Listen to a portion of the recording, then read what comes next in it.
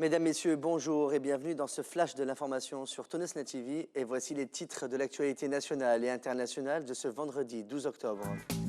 Démarrage des recrutements des bénéficiaires de l'amnistie générale et des membres des familles des martyrs et blessés de la Révolution.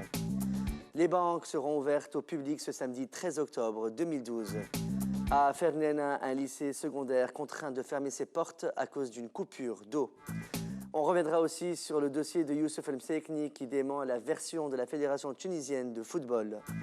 À Nabeul, une famille victime d'un crime atroce. Et à l'étranger, en Égypte, les accusés de l'affaire de l'attaque à dos de chameaux acquittés. Selon un communiqué publié hier, jeudi 11 octobre 2012, la Poste tunisienne a décidé d'ouvrir ses bureaux le samedi 13 octobre 2012 à partir de 9 h jusqu'à 12 h. Cette décision vise à faciliter le déroulement des affaires des citoyens à l'occasion de la célébration de la fête de l'évacuation du 15 octobre. La présidence du gouvernement a annoncé mercredi 10 octobre que les recrutements directs des bénéficiaires de l'amnistie générale et des membres des familles des martyrs et blessés de la Révolution dans la fonction publique démarrent jeudi 11 octobre, c'est-à-dire hier. La présidence du gouvernement a rendu public un communiqué dans lequel elle précise que la liste des bénéficiaires sera examinée par la commission mixte entre la présidence du gouvernement et le ministère des Droits de l'Homme et de la Justice transitionnelle.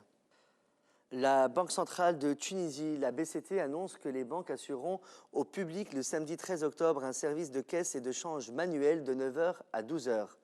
La BCT assure dans la même journée un service de paiement à son siège au centre-ville de Tunis et dans ses comptoirs.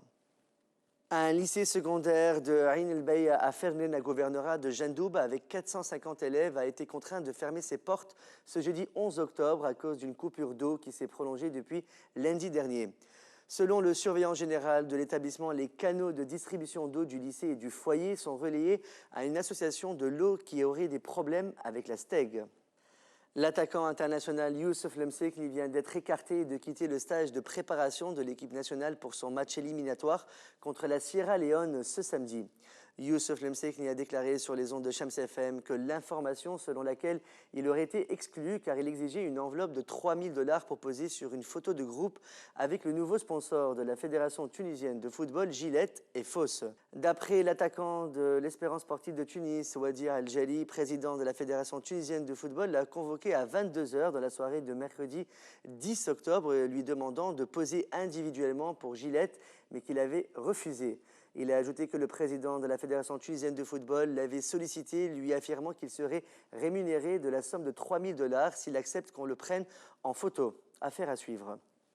Un bébé de 7 mois ainsi que ses parents ont été victimes d'un crime atroce dans la matinée du mercredi 10 octobre dans la délégation de Félénine du gouvernorat de Nebel.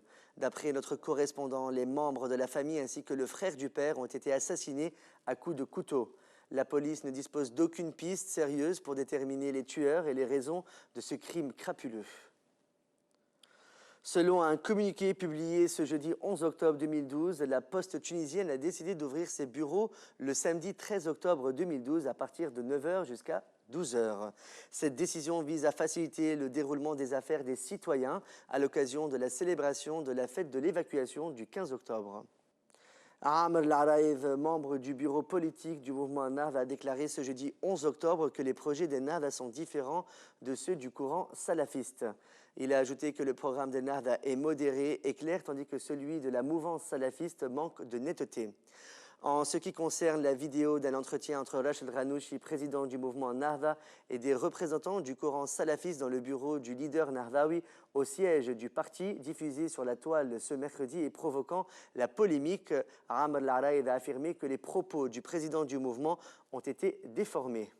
Le ministre des Affaires sociales, Khalil Zaouia, le secrétaire général de l'Union générale tunisienne du travail, Houssine Abessi, et le secrétaire général du syndicat général de la culture et des médias, Nabil Jmour, ont signé hier, jeudi 11 octobre 2012, un accord sur l'augmentation de 8 % du salaire de base des journalistes de la presse électronique et écrite. Cet accord, qui prévoit aussi une augmentation de 8 % des primes de l'enseignement, du transport et de la présence, entrera en vigueur à partir du 1er mai 2013. La Cour d'appel militaire a déclaré de reporter l'examen de l'affaire des martyrs des gouvernorats de Tunis, Bizerte, Sousse, Nabeul, Monastir et Zarouen au 19 décembre prochain. Notons que le président déchu Ben Ali ainsi que Rafiq Haj Qassem, ancien ministre de l'Intérieur, et Ali Soliati sont les principaux accusés dans cette affaire. Les familles des martyrs ont revendiqué ce jeudi 11 octobre un procès équitable et rapide. À l'international, plusieurs hauts fonctionnaires égyptiens de l'ère Moubarak accusés d'avoir ordonné l'attaque à dos de chameaux des manifestants de la place Tahrir le 2 février 2011 ont été acquittés mercredi 10 octobre par la Cour pénale du Caire. Parmi eux figurent deux piliers du régime déchu, Fathi Surur et Safwat El-Sherif, qui présidaient les deux chambres du Parlement de l'époque. Était également poursuivi l'ancienne ministre de la main-d'œuvre Aïcha Abdelhedi et l'homme d'affaires Mohamed Abou Ainin, ancien responsable du Parti national-démocrate PND, aujourd'hui dissous, de Hosni Moubarak.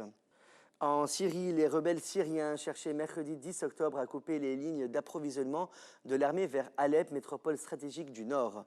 Les troupes régulières bombardaient violemment des poches rebelles à Homs et dans sa région au centre du pays. Alors que la tension est à son comble entre Ankara et Damas, après des tirs syriens suivis des ripostes d'Ankara, le chef de l'armée turque, le général Nekdet Fzel, a haussé le ton, menace la Syrie d'une réponse encore plus puissante.